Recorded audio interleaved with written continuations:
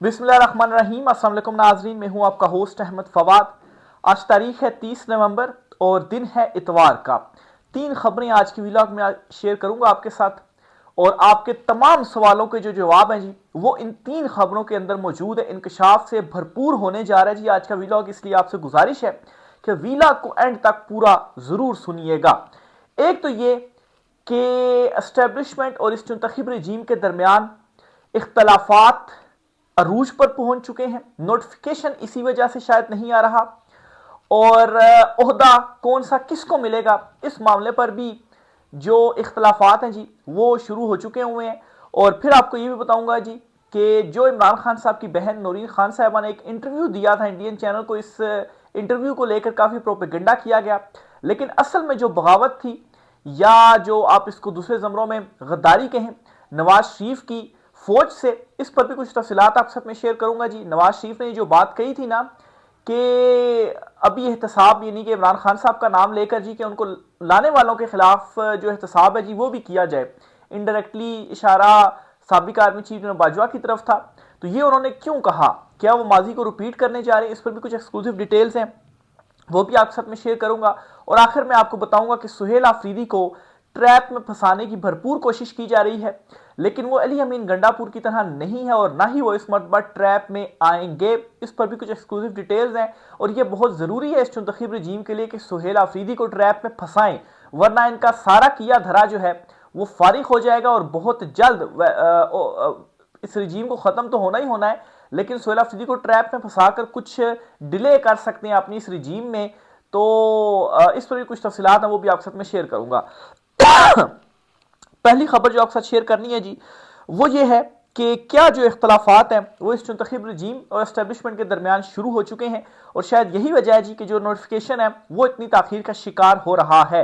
फिर army chief की retirement हो गई है, इस पर भी कुछ अहम दावे सामने आए हैं सीनियर लोगों की जानिब से, वो भी मैं आपके साथ शेयर करूंगा। लेकिन सबसे पहले ये खबर आप सुनिए। अबसार आलम साहब हैं जी, सीनियर जर्नलिस्ट भी हैं, साबिक चेयरमैन पैमरा भी हैं, उनके हवाले से सब को मालूम है जी कि क्या ख्याल किया जाता है कि वो एस्टेब्लिशमेंट के बड़े करीब हैं जी और पैगाम रसानियाँ जो हैं वो उनकी तरफ से जो होती हैं ये ख्याल किया जाता है उनके बारे से। बहरहाल जी उन्होंने एक कॉलम लिखा है और उसमें जी एक बहुत बड़ा दावा उनकी जानिब से सामने आया है।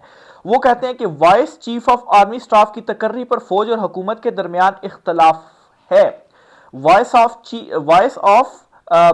चीफ ऑफ आर्मी स्टाफ यानी कि जो ये तरमीम हुई है इसके तहत जो कुछ ओहदे आए हैं जी, इनमें ज़ाहिर सी बात है एक तो चीफ ऑफ डिफेंस है, वाइस चीफ है जी, फिर इसके अलावा 4 स्टार जनरल। तो एक बड़ा इख्तलाफ है जी vice chief of army staff पर हुकूमत और फौज के दरमियान, और शायद इसी वजह से जो नोटिफिकेशन है जी उसमें ताखीर हो रही है।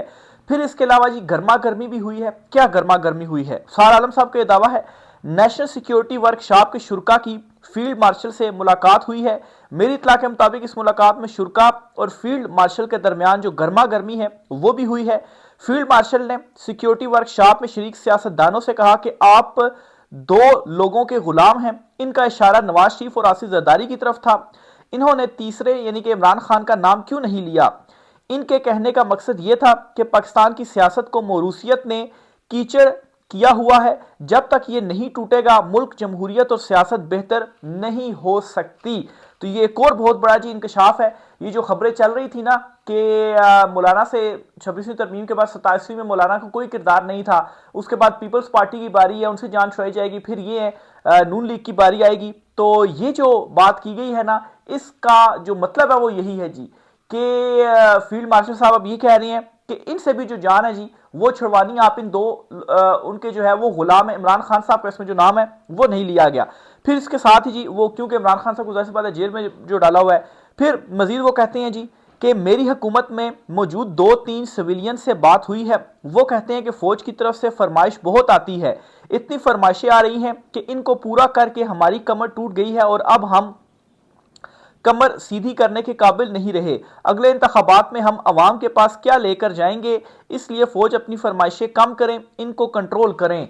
तो अब ये जी इस मुंतखब रजीम जो है इनके अंदर के जो लोग हैं जी वो ये बातें कर रहे हैं, भाई आप तो फॉर्म 47 वाले, आप कैसे ये बात कर सकते हैं, आपको तो लाने वाले ही जो है वो ताकतवर हल्के हैं, आपकी क्या वो जी कि हम ये नहीं करते तो हम वो जो है वो नहीं करते। तो इसका मतलब ये है कि यहां से भी पारा हाई हो चुका है और दूसरी तरफ से भी जो पारा है वो हाई हो चुका है। फिर अफसार आलम के मुताबिक नवाज शरीफ के बयान और इसके बाद फील्ड मार्शल की नेशनल सिक्योरिटी वर्कशॉप में गुफ्तगू बताती है कि सिविल मिलिट्री के दरमियान सब अच्छा नहीं है। फिर अफसार आलम ये लिखते हैं जी कि फौज सिविलियन हुकूमत पर उंगलियां उठा रही है कि ना इनसे मैशत चल रही है और ना तकर्रियां मेरिट पर हो रही हैं। काबीना समेत आम ओहदों पर करप्ट लोगों को लगाया गया है। दूसरी तरफ सिविल हुकूमत अपनी कारकर्दगी बेहतर करने के बजाय कहती है कि आप कौन सा दूध के दुले हैं, आपके अंदर भी तो फला फला बंदा इतना इतना माल बना रहा है। इल्जामात के खेल में नुकसान पाकिस्तान और पाकिस्तान के लोगों का हो रहा है। हकीकत यही है कि सिविल मिलिट्री दोनों इतराफ करप्शन और नाअहल अफराद मौजूद हैं। फिर वो कहते हैं जी कि फौज के एतराज है कि हुकूमत ने काबीना और अहम मुद्दों पर करप्ट लोगों को लगा रखा है।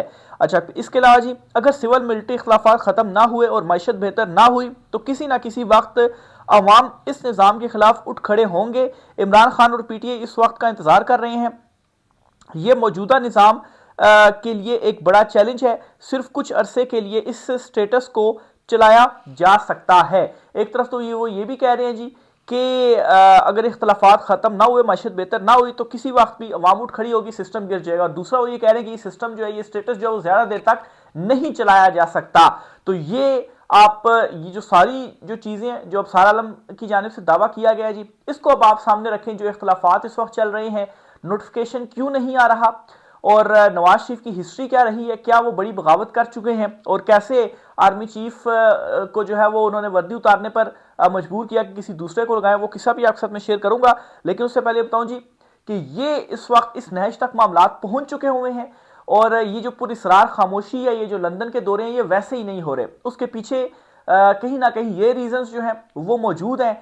फिर नाज़रीन एक और बड़ा दावा भी आपके साथ शेयर करना है जी कि इस सारी सूरत हाल से निकला कैसे जाए, क्योंकि ये जो इतिहाद है ना, ये गैर फितरी ये इतिहाद है ना, दोनों आपस में इसी वजह से इकट्ठे हुए हैं जी कि इमरान खान साहब से किसी तरीके से बचा जा सके। मोहम्मद मालिक साहब ने दावा किया और वो कहते हैं कि मुझे लगता है जानकर तसादुम की फिजा बनाई जा रही है, लगता है हुकूमत पीटीआई को बीट कर रही है। ये एक ऑफर है कि आए अपनी स्ट्रीट पावर दिखाएं। हुकूमत चाह रही है कि 9 मई ना हो, 9.5 मई हो जाए और इसके बाद पीटीआई की रही सही तजारी सलाहियत को इतनी कुव्वत से क्रश किया जाए कि आने वाले बहुत अरसे तक इसमें कोई सकत ना रहे। तो अब वो ये चाह रहे हैं जी कि सुहेल अफरीदी को ट्रैप में फंसाकर 9 मई ना भी हो तो 4.5 मई भी हो जाए, सिर्फ एक बहाना मिल जाए तो हम इनको मुकम्मल तौर पर क्रश कर दें। मुकम्मल तौर पर इस तरह से कि अभी जो पीटीआई की कुछ लीडरशिप है, जैसे सुहेल अफरीदी, मीना खान अफरीदी, ये कुछ लोग जो सामने हैं, इनको भी हम फारिग कर दें। और उससे क्या होगा जी कि हमारा स्टेटस मजीद कुछ बरकरार रहेगा। हमें एक दूसरे का साथ जो है वो देना पड़ेगा, इख्तलाफात रहेंगे, लेकिन अगर ये चीज़ हो जाती है तो दोबारा से हमें इसका जो फायदा है जी वो हो सकता है। आप देखें 9 मई का सबसे बड़ा बेनिफिशियरी कौन रहा है, एक तो नून लीग भी रही है, जाहिर सी बात है। और फिर उसके बाद आप देखें कि अगर अब 4.5 मई ये कह रहे हैं जी कि हो जाए तो फिर इससे क्या होगा कि पीटीआई को मजीद भी जो एक रही सी वो है वो भी खत्म कर दी जाए और अपना स्टेटस मजीद इसी तरीके से मामलात को चलाया जाए।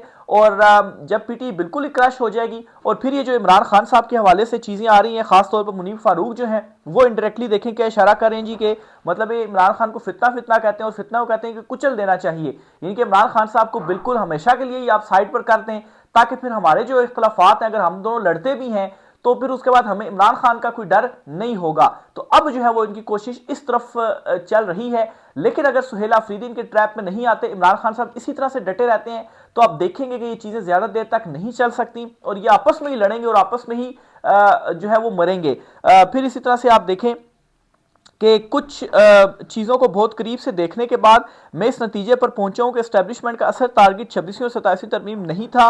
वो टारगेट तो हासिल कर लिया गया है, लेकिन अभी भी बहुत कुछ हासिल करना है। जब आप एक चीज़ को फितना या इंतशार समझते हैं और इसे ख़त्म करना मजहबी फरीज़ा समझते हैं और यही हतमी टारगेट है, तो फिर आप खुद देख लें इसे कहाँ ख़त्म किया जाएगा। तो इनडायरेक्टली इशारा किस तरफ है जी, इमरान खान साहब की तरफ है। तो अब ये सारा जो माहौल है जी, मैं समझता हूँ जी कि वो चल रहा है, लेकिन अगर बेहतरीन हिकमत अमली अपनाई जाती है, कोई इस तरह की उनको दी नहीं जाती कि कोई फॉल्स फ्लैग किया जाए, अगर सुहेल अफरीदी इनके उसमें नहीं आते जो कि अभी तक वो ठीक चल रहे हैं, अडयाला जेल के पास भी वो बैठे, लेकिन पुरअमन तरीके से वो बैठे रहे, हाई कोर्ट्स का उन्होंने रुख किया। और इसी तरह से अगर ये चलते रहते हैं, इमरान खान साहब डटे रहते हैं, तो ये जो सारा आलम ने खबर दी जी कि आपस में ये लड़ रहे हैं और ये ज्यादा देर तक नहीं जो है वो रहेगा और मरेंगे ये ऐसे जी कि जाहिर सी बात है फिर दोनों एक दूसरे के साथ हैं तभी तो चल रहे हैं ना, तो दोनों ही फिर फारग जो है वो हो जाएंगे। और यहाँ पे जाहिर सी बात है पाकिस्तान तहरीक इंसाफ के पास भी एक मौका आएगा और अवाम के पास भी एक मौका ये आएगा जी कि वो अवाम को खड़ा करें। और इमरान खान साहब की रिहाई होती है तो फिर इनके लिए मतलब है कि ज्यादा इनका वो होगा जी कि अब तो इमरान खान भी आ गए, तो इसी वजह से दूसरी तरफ ये जो प्लान है मुझे लगता है जी वो किया जा रहा है ताकि बिल्कुल क्रश करके इमरान खान को बिल्कुल ही साइड पे करके तो हमारा फिर कोई वो होगा ही नहीं कि अगर हम आपस में भी लड़ते मरते हैं तो फिर उसके बाद हमारा इक़्तिदार जाता भी है तो बाकी फिर जो है वो हमारे पास वो होगा नहीं कि हमें किसी का डर या खौफ होगा। फिर इसी तरह से जी दूसरी जो इंपॉर्टेंट खबर आपसे शेयर करनी है वो है जी कि नवाज शरीफ क्या बगावत कर चुके हैं और किस तरह से आर्मी चीफ की वर्दी उतारने की उनकी तरफ से कोशिश की गई जी। और ये चीज़ आपसे इसलिए शेयर कर रहा हूँ जी कि नूरीन खान साहबा जिन्होंने इंडियन टीवी चैनल को एक इंटरव्यू दिया, उस इंटरव्यू को बड़ा जो है उसमें चीज़ें खुद से मिक्स करके प्रोपेगेंडा जो है वो किया जा रहा है। तो नवाज शरीफ जो है वो अपने घर में इंडियन सहाफ़ियों को बुलाकर नवाज शरीफ और मरियम नवाज उनको इंटरव्यू जो है वो देते रहे, माजी में सब चीज़ें उन रिकॉर्ड है। बहरहाल जी ये आप जरा सुनिएगा, मुल्क के साथ सबसे बड़ी गद्दारी उस वक्त हुई जब नवाज शरीफ ने कहा कि पाकिस्तान के आर्मी चीफ को इंडिया के जयपुर में उतार दिया जाए और इस वक्त जहाज में फ्यूल भी कम था, तब नवाज शरीफ को फौजी अदालतों से सजा होनी चाहिए थी। तो अब आप 9 मई के ऊपर फौजी अदालतों से सजा हो रही है, तो 99 में ये कौन सा वाकया था, जो मुशर्रफ है उस वक्त के आर्मी चीफ उनके साथ ये किया गया था नवाज शरीफ की जानिब से, तो उस वक्त इनका जो ट्रायल है वो फिर मिलिट्री कोर्ट्स में चलना चाहिए था। देखें ये बात अपनी जगह कि उस वक्त आईनी तौर के ऊपर वज़ीर-ए-आज़म हटा सकता था आर्मी चीफ को, लेकिन मसला ये है कि उसका भी कोई तरीका है ना, ये नहीं कि आप चलते जहाज को ही आप कह दीजिए कि वो लैंड ही नहीं कर सकता और वहां पर आप जो है उसको नया आर्मी चीफ जो है वो लगा दें। लेकिन फिर उसके बाद क्या हुआ वो सबने देखा कि वो त्यारा भी लैंड हुआ और फिर त्यारा साजिश केस जो है वो भी चलता रहा। लेकिन आज आप देखें कि यही नवाज शरीफ और वही उसके साथी हैं वो इस वक्त इक़्तिदार में जो है वो बैठे हुए हैं। जब नवाज शरीफ ने 99 में फौज को कमजोर करने के लिए आर्मी चीफ को हवा में बदला, फौज ने नवाज शरीफ को उतार कर अपने इदारे को बचा लिया। अब नवाज शरीफ ने यही खेल सुप्रीम कोर्ट में खेला, मगर फर्क यह है कि इस बार सुप्रीम कोर्ट में मीर जाफर बैठे थे, इसलिए नवाज शरीफ कामयाब हो गया। ये मतीउल्लाह जान साहब जो हैं उनकी जानिब से एक जो तजज़िया है जी वो किया गया है। तो ये नवाज शरीफ का जो किरदार है जी वो रहा है। इमरान खान साहब ने तो ऐसी कोई जो चीज़ है जी वो नहीं की। फिर जी जो मामला है आर्मी चीफ के नोटिफिकेशन के हवाले से, इस पर भी जी फ़खरुर रहमान साहब बड़े सीनियर जर्नलिस्ट हैं, उन्होंने बड़ा इस पर एक जो दावा है जी वो किया है। एक तो इख्तलाफात क्या हैं वो अब सामने आ चुके हैं।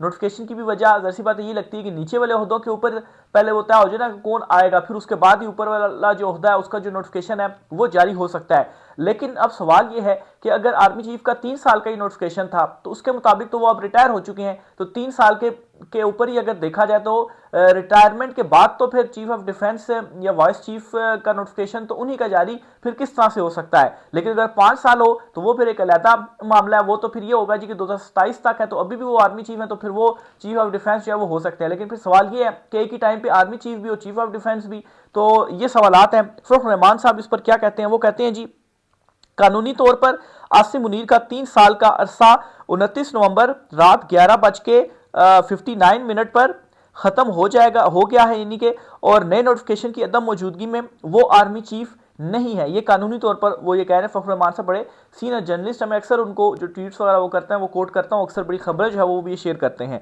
वो लिखते हैं जी कि सवाल ये है कि अब कि क्या जो चीफ ऑफ डिफेंस होगा क्या वही आर्मी चीफ भी होगा या जो आर्मी चीफ होगा वही चीफ ऑफ डिफेंस होगा। नहीं, दोनों अलग अलग ओहदे हैं और दोनों के लिए आसिम मुनीर अब रिटायर हो चुके हैं। अब कम अज कम आर्मी चीफ का दोबारा तकर्री का इम्कान खत्म, किस कानून के तहत? अच्छा सवाल है। तो ये जो एक क्वेश्चन है जी वो भी इनकी जानिब से यहाँ पर रेस किया गया है। तो होपफुली जी जो तमाम सवालों के जवाब है जी आपको मिल गए होंगे कि इस वक्त मामलात क्या चल रहे हैं, क्या इख्तलाफात है, नोटिफिकेशन क्यों नहीं हो रहा, और नोटिफिकेशन पर दूसरी तरफ की सोच क्या है कि 2027 तक है, और फिर इस तरफ कुछ जो कानूनी पॉइंट्स जो उठा रहे हैं जी कि नहीं 2027 तक नहीं है, वो तो अभी रिटायर हो गए हैं, तो एक ही टाइम पर 2 ओहदे हो सकते हैं, नहीं हो सकते, किस तरह से हो सकते हैं।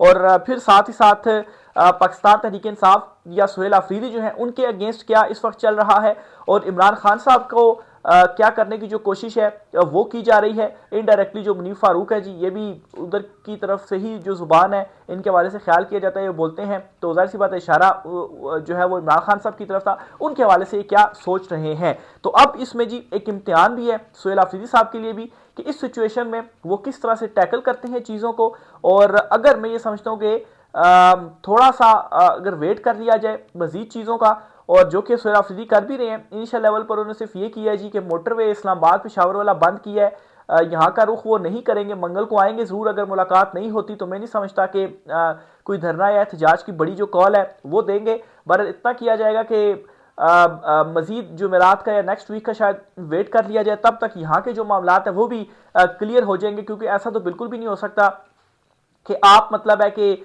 नोटिफिकेशन के बगैर 2-3 हफ्ते या महीना जो है वो गुजार दें। जाहिर सी बात है अगले हफ्ते के अंदर ही कुछ ना कुछ होना और कुछ बहुत बड़ा होना है, और मैं ये समझता हूँ कि सुहेल आफरीदी को भी ये तमाम चीज़ें मालूम होंगी जो उन्होंने लफ्ज़ कहा था ना कि दिसंबर के अंदर कुछ बहुत बड़ा होना है, ये वैसे ही उन्होंने नहीं कहा था। तो गेम ऑन है जी, जो भी इस पर मजीद चीज़ें होती हैं आप सब में शेयर करता रहूँगा, राय का सार कीजिएगा जी। आज की व्लॉग से इतना ही, इजाज़त दीजिए, अल्लाह हाफिज़।